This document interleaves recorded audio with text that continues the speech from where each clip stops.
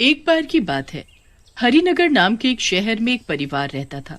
उस परिवार में रमेश, उसकी पत्नी मीनू, दो बच्चे और उसके चाचा चाची रहते थे। वो घर रमेश के चाचा चाची का ही होता है। उनकी कोई औलाद नहीं होती और रमेश के माँ बाप मर चुके होते हैं, इसलिए वो लोग रमेश को अपने पास रख लेते हैं। रमेश ठेले पर ऑमलेट बेचता था और उसकी सारी कमाई उसके चाचा चाची रख लेते थे। रमेश के चाचा चाची बड़े कंजूस लोग होते हैं और अपने हिसाब से ही सारे पैसे खर्च करते हैं। इस बात से मीनू बड़ी ही परेशान रहती है। एक दिन मीनू अपने पति रमेश से बोलती है, सुनो जी, अगले हफ्ते त्योहार आ रहा है। मैं सोच रही थी कि बच्चों के लिए नए कपड़े ले आऊं। आप कुछ पैसे दे दो। तुम्हें पता तो है, कल ही सारी तनख्वाह चाचा जी ने रख ली।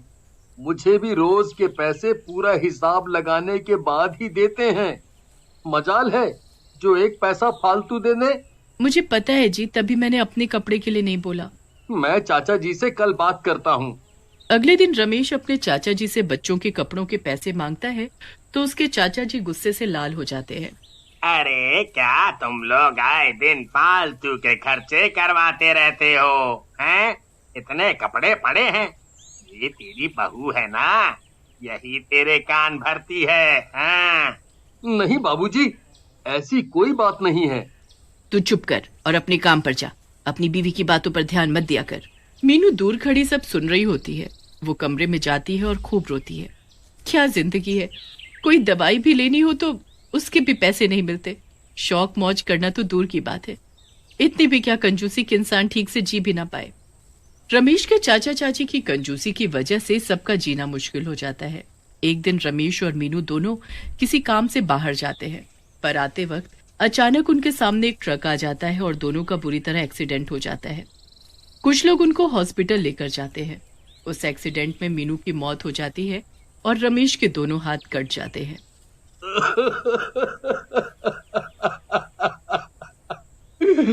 नहीं नहीं, ये क्या हो गया? हे भगवान, ये आपने क्या किया? मेरी मीनू को मुझसे छीन लिया और ऊपर से मेरे हाथ भी छीन लिए। अब मैं किसी काम का नहीं रहा। अब मैं क्या करूंगा? रमेश बहुत रोता है। बेचारे बच्चे भी हर वक्त अपनी माँ को याद करते हैं। घर में कमाने वाला एक ही आदमी होता है जिसके हाथ कट चुके होते हैं। समझ नहीं आ रहा होता कि आगे कमाई कैसे होगी।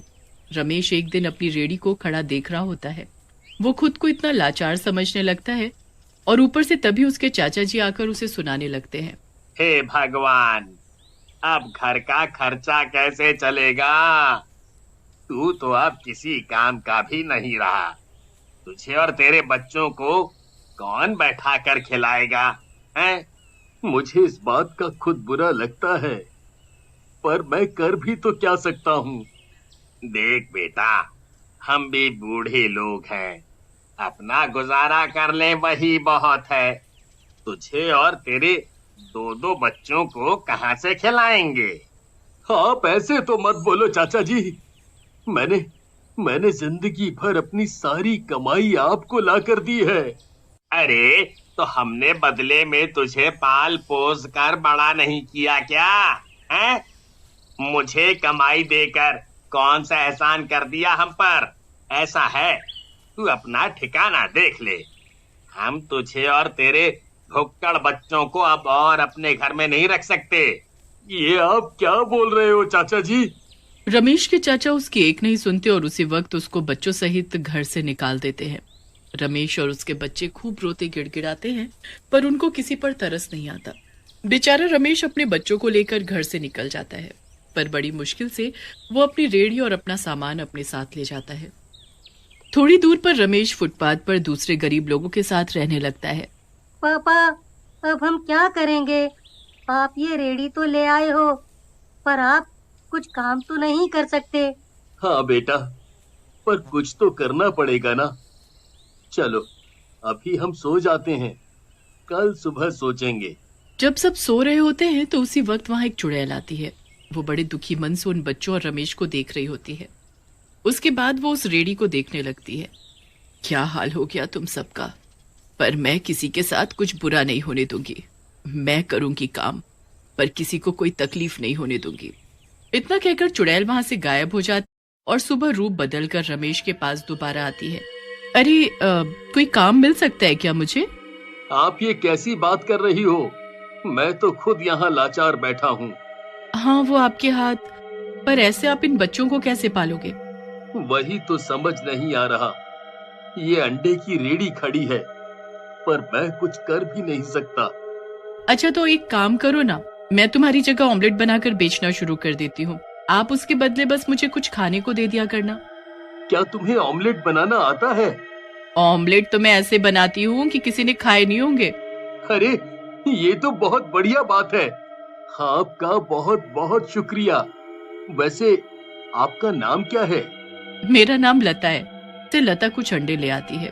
वो जल्दी से पूरी रेडी में सब सामान लगा देती है। आपने तो कमाल कर दिया। अरे बच्चों, अभी देखना ये आंटी और क्या क्या कमाल करती है, बस तुम देखते जाओ। लता ऐसे फटाफट ऑमलेट बनाती है कि उसके ऑमलेट बनाने के तरीके को देखकर ही वहाँ लोग भीड़ लगा लेते हैं। मेरे लिए भी जरा 2 अंडे का ऑमलेट बना दो।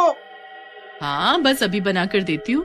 लता फटाफट उस आदमी को ऑमलेट बनाकर देती है। पूरा दिन बड़ी ही अच्छी कमाई होती है। काम करते करते रात होने वाली होती है। अब रात होने वाली है। मैं यहाँ रुकी तो वापस चुड़ैल के रूप में आ जाऊंगी और ये लोग मेरी असलियत जान जाएंगे। मुझे यहाँ से जाना होगा। लता सारे पैसे रमेश को देकर वहाँ से 2 अंडे की ऑमलेट अपने लिए लेकर चली जाती है। उसके बाद वो रास्ते में एक चुड़ैल के रूप में बदल जाती है। आखिरकार उन सबको भूखा नहीं सोना पड़ेगा। मैं सब ठीक कर दूंगी, मैं सब अच्छा कर दूंगी। चुड़ैल चलते चलते जंगलों में गायब हो जाती है और यहाँ रमेश बच्चों के साथ बैठकर पैसे गिनने लगता है।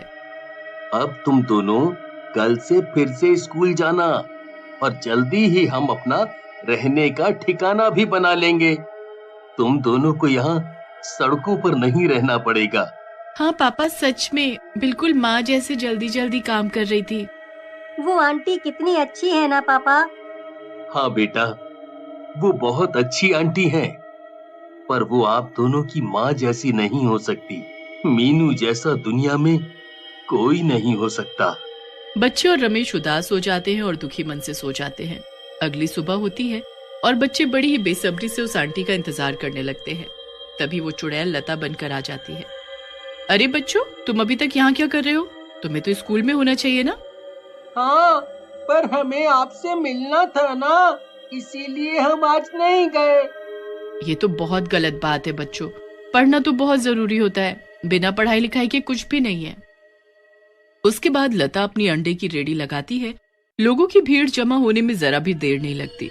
लता अकेले ही इतने सारे ग्राहकों के लिए ऑमलेट झट से बना देती है। लोग उसकी स्पीड से बड़े ही हैरान होते हैं कि कैसे वो अकेले सब कर लेती है। उस दिन भी लता काफी पैसे कमा लेती है। फिर रात होते ही वो चली जाती है और चुड़ैल के रूप में आ जाती है। अब वो रोज ऐसा ही करने लगती है। रोज सुबह लता के रूप में ऑमलेट बनाकर बेचती और रात होने पर चुड़ैल बन जाती। उसे कोई देख न ले, इसलिए वो चुड़ैल बनने से पहले ही जंगल में चली जाती थी। धीरे धीरे रमेश के पास इतने पैसे हो जाते हैं कि वो अच्छा घर और हर जरूरत की चीज खरीद लेता है। सब अच्छा चल रहा होता है कि एक दिन लता ठेले को बंद करके जा ही रही होती है कि तभी रमेश के चाचा चाची बड़ी बुरी हालत में भीख मांगते हुए वहां आ जाते हैं। अरे चाचा चाची, तुम्हारी ये हालत कैसे हुई? क्या हुआ चाची? कुछ खाने को दे दे बेटी, कुछ दे दे। रमेश बेटा, सब बर्बाद हो गया। घर में चोरी हो गई, चोर सब कुछ ले गए। हमारे खाने के लाले पड़ गए हैं। कब से तेरे चाचा और मैं भूखे हैं। कुछ दे दे बेटा। ये मेरी चाची हैं, जल्दी से इनको ऑमलेट बनाकर दे दो। नहीं दूंगी, कभी नहीं दूंगी। जैसे मेरे बच्चे और पति के साथ किया, इनके साथ भी वही होना चाहिए। ये तुम क्या बोल रही हो? तुमको ये सब कैसे पता? लता को इतना गुस्सा आ जाता है कि वो चुड़ैल में बदल जाती है। तुम्हारी बीवी हूँ मैं, मीनू। मुझे सब पता है इन लोगों ने तुम्हारे और मेरे बच्चों के साथ क्या किया है। मुझे सब पता है। मीनू मेरी बच्ची, मेरी बेटी। अपने मुंह से मेरा नाम मत ले, तुझे तो मैं अभी मार डालूंगी। नहीं मीनू, ऐसा मत करना। इनको इनके किए की सजा खुद ही मिल गई है। तुम क्यों अपने हाथ गंदे कर रही हो? जा यहाँ से वरना मार डालूंगी तुम दोनों को। चुड़ैल से डरकर दोनों वहां से भाग जाते हैं और भिखारी की जिंदगी जीते हैं। रमेश अच्छा कमाता है और अपने बच्चों के साथ अच्छी जिंदगी जीता है। मीनू की आत्मा को ये सब देखकर शांति मिल जाती है और वो वहां से हमेशा के लिए चली जाती है।